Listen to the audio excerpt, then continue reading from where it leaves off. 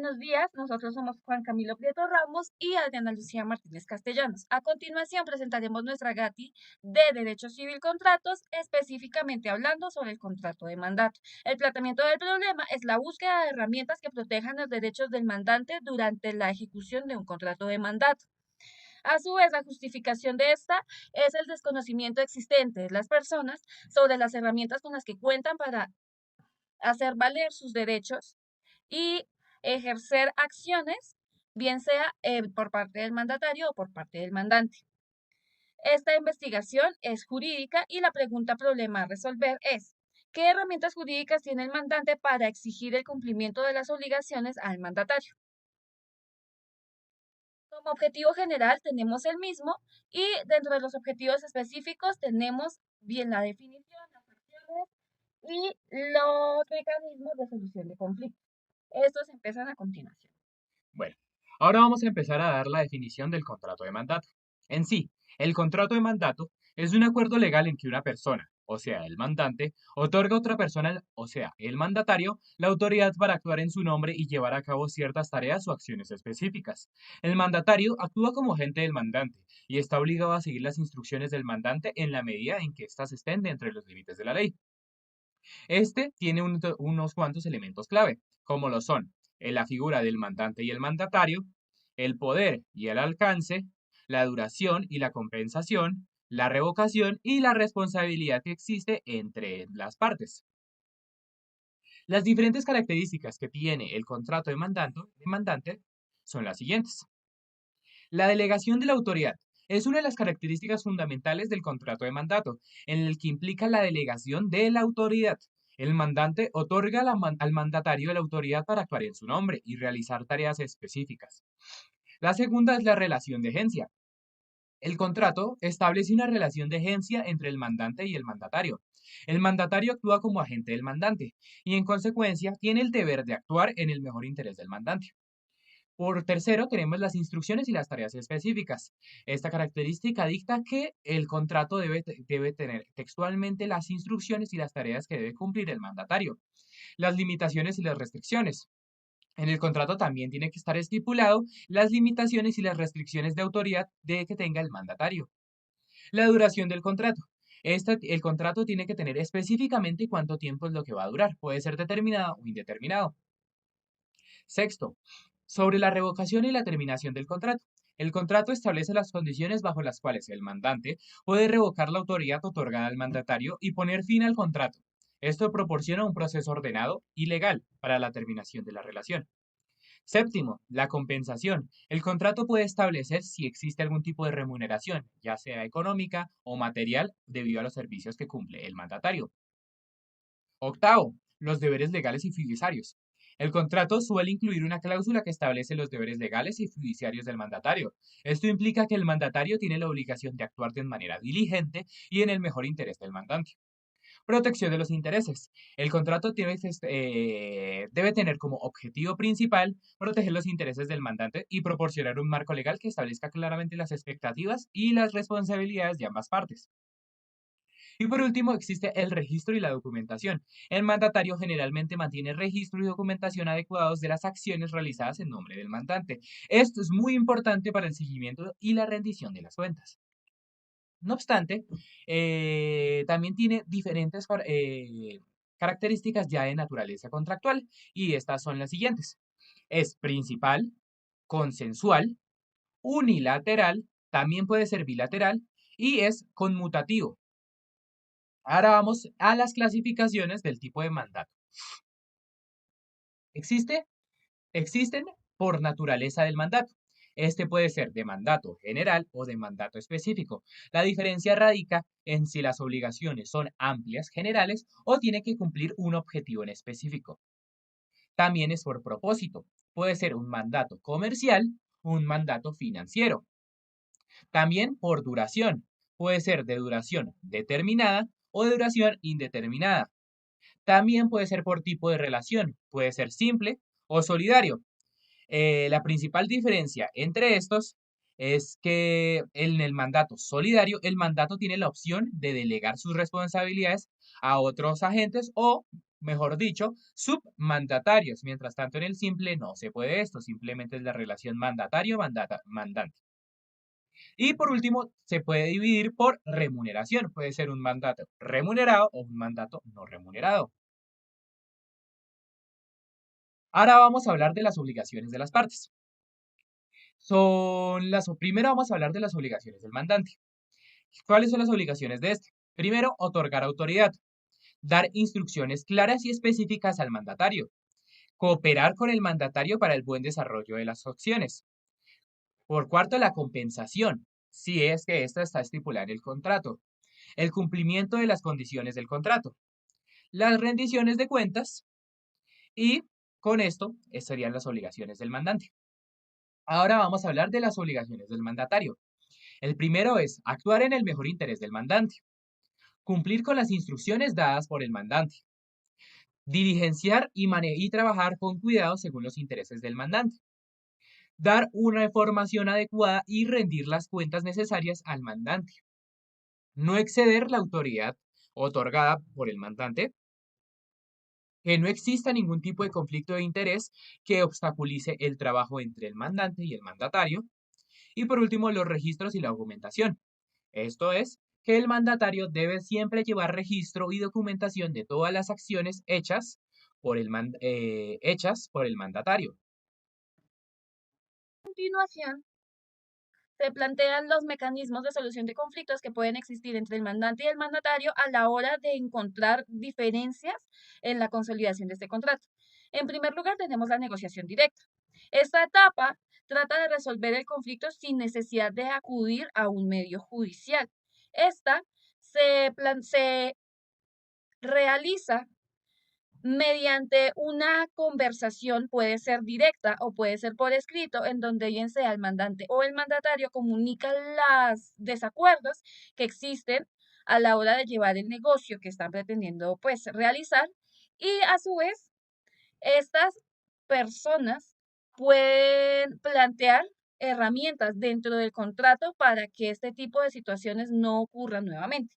A su vez tenemos la mediación y la conciliación. Esta se hace mediante un tribunal de conciliación y a su vez esta es resuelta por un tercero conciliador que les ayude a llevar a cabo, que les ayude a resolver sus diferencias. A la hora de ya resueltas, estas se consolidan mediante un acta de conciliación. A su vez, también encontramos el arbitraje, que en algunos contratos de mandato se incluyen cláusulas de arbitraje que establecen que cualquier disputa resolverá mediante un proceso de arbitraje. En este caso, un árbitro, generalmente un experto en la materia, escuchará los argumentos de ambas partes y esto a su vez genera un contrato de arbitraje donde se plantean los puntos en donde había discusión y que ahora ya fueron resueltos. Por última instancia, tenemos el litigio. Y es que bien, si todas las demás opciones fallan, las partes pueden recurrir a un tribunal de justicia para resolver el conflicto. Esto implica presentar una demanda ante un tribunal competente, bien sea por jurisdicción o por competencia, y el juez emitirá una decisión basada en la ley y los hechos presentados.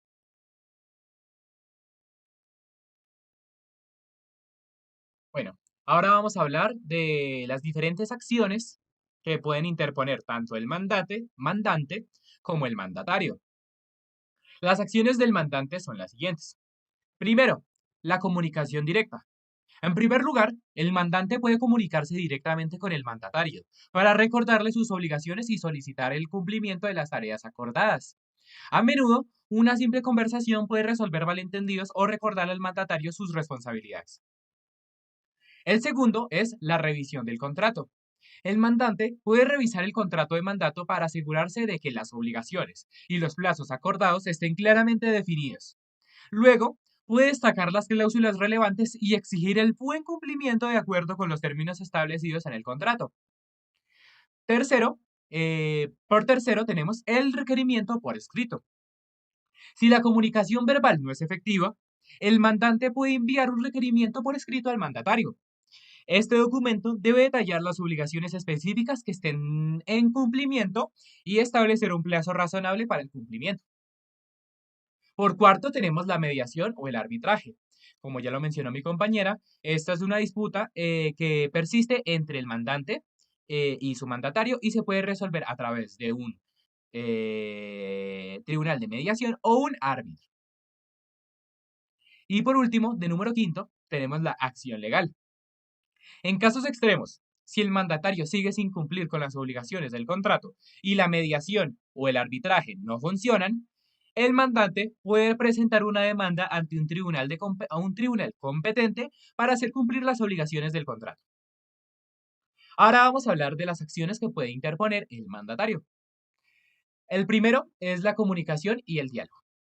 Es muy parecida a la primera que expliqué en las acciones del mandante y es que se puede resolver el problema a través del diálogo. El segundo es el compromiso para el cumplimiento.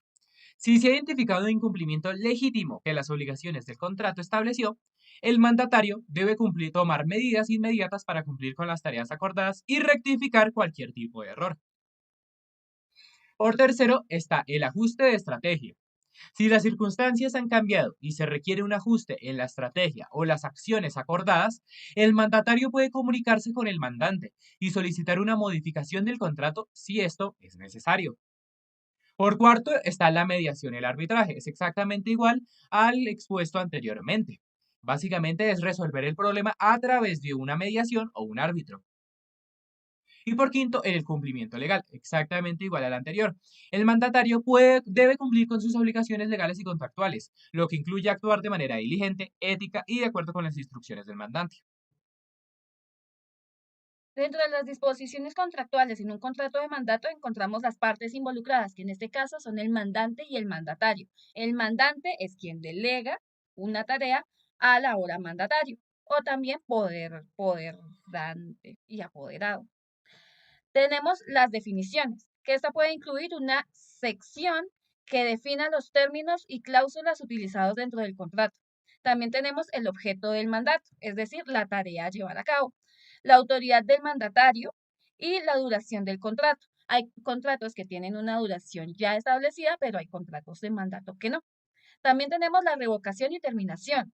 Esta detalla las condiciones bajo las cuales el mandante puede revocar la autoridad otorgada al mandatario o poner fin al contrato. También tenemos la compensación. Recordemos que hay contratos que son gratuitos y hay contratos que son onerosos en materia de mandato.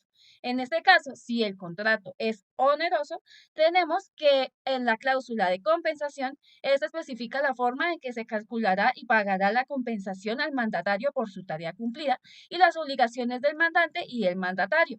Estas enumeran las responsabilidades y deberes del mandante y el mandatario en relación con la existencia de la relación contractual, es decir, del contrato.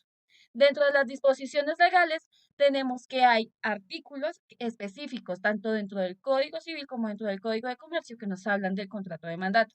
Dentro del Código de Comercio, que es pues el código que más habla de este tipo de contratos, tenemos el título 13, 13 del mandato. Esta es del artículo 1262 al 1288 86. al 1286, mismo que el artículo. Sube.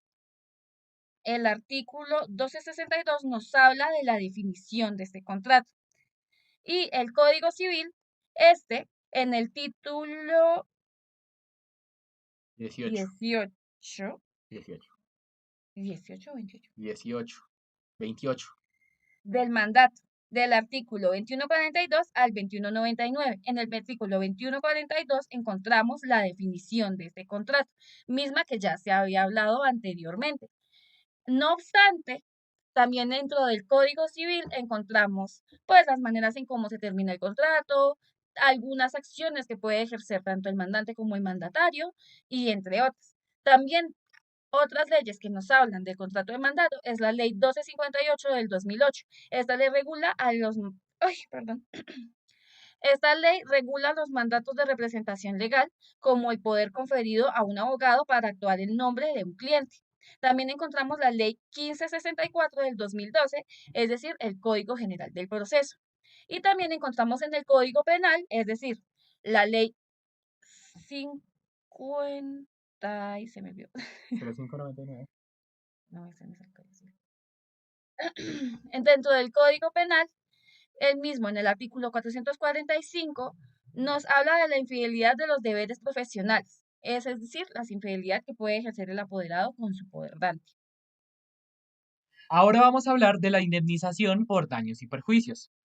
Primeramente, se ha de señalar a la llamada indemnización por daños y perjuicios, puesto que es esta la más conocida a la hora de generarse un incumplimiento por parte de alguno de los sujetos involucrados en la relación contractual, en este caso, mandante y mandatario.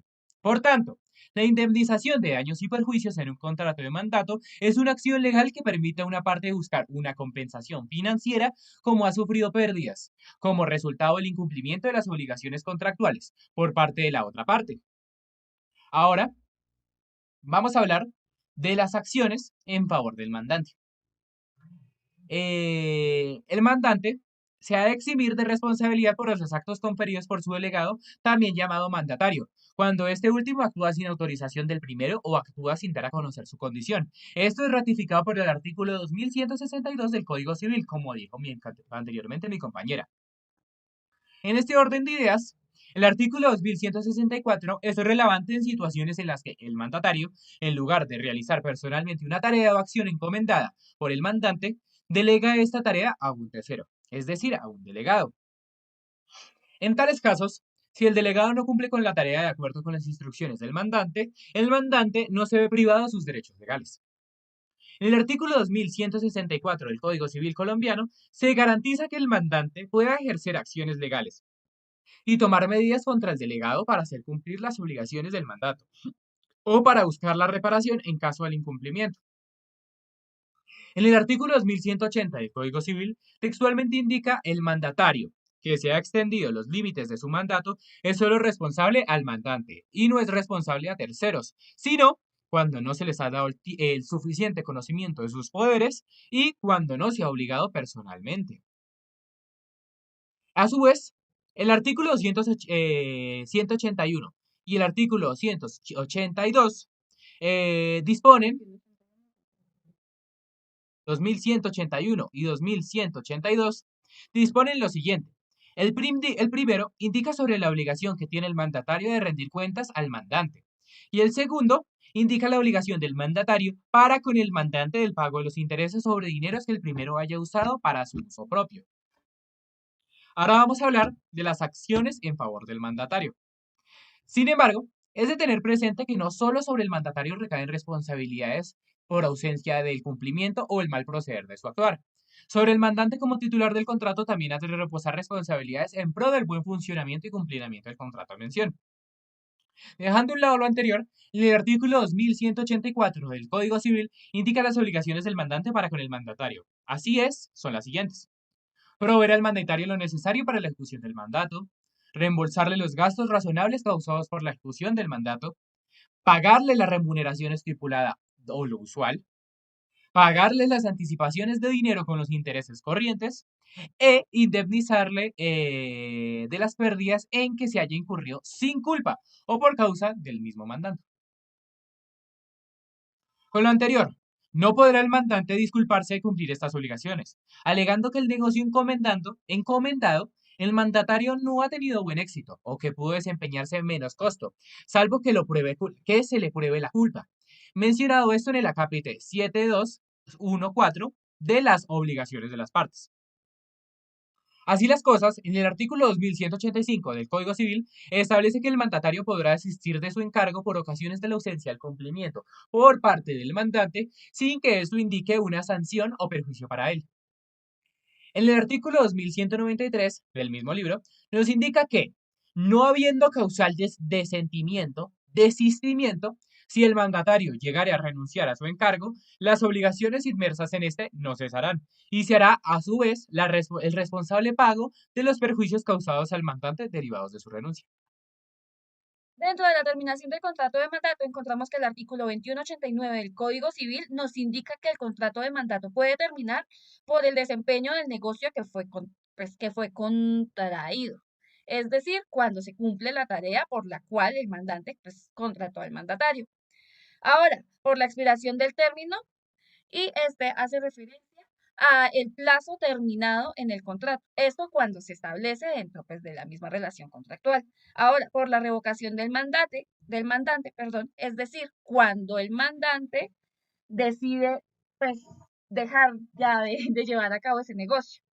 Ahora, por la renuncia del mandatario, es decir, cuando el mandatario es quien decide desistir de este negocio. Por la muerte del mandante o del mandatario, no obstante, debemos tener en cuenta que aunque este contrato es intuito personae, también cuando el mandante muere, sus herederos deben informarle esto al mandatario y ellos decidir si deciden continuar con el negocio llevado a cabo, pues por la persona que los heredó. Y si el mandatario muere, son los herederos del mandatario quienes deben informarle al mandante sobre la muerte de esta persona y si ellos cuentan con las capacidades para seguir llevando a cabo ese negocio, ellos pueden continuarlo. Mas no obstante, esto no suele ocurrir mucho. También por la quiebra o insolvencia de uno del otro o por la interdicción de uno del otro. Si bien la ley 1996 nos dice que la figura de la interdicción ya no existe en el país, esto se podría entender como que una de las dos partes, bien sea mandante o mandatario, caiga en un estado que le permita incumplir con la tarea encomendada. Por las casaciones, por las cesaciones de las funciones del mandante. A su vez, también tenemos que en la revocatoria del mandato, el artículo 2190 textualmente indica que la revocación del mandante puede ser expresa o tácita.